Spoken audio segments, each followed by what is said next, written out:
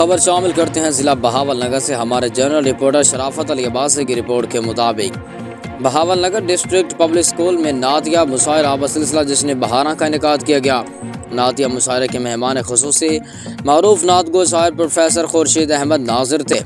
मेहमानान एजाज़ में professor doctor Asim Saqlain Durrani, professor doctor Abdullah Sukera, Shahid Hafeez, CEO education Mian Fazal Farid Lalika और प्रिंसिपल स्पेशल एजुकेशन समेत सिविल सोसाइटी के नुमाइंदगान और अंजुमन ताजरान के अहदेदारान ने शिरकत की।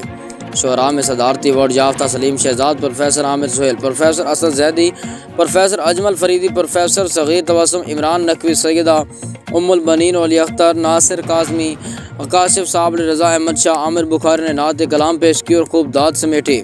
मुशायरे की निज़ामत मारूफ नात कारी मोहम्मद अजहर और नामवर शायर इमरान नकवी ने की। Principal DPS professor Shafiq Ahmad ने इज़हार ख्याल किया। तकरीब में शिरकत करने वाले शुआरा, अफसरान, मीडिया नुमाइंदगान, सिविल सोसाइटी और अंजुमन ताजरान का शुक्रिया अदा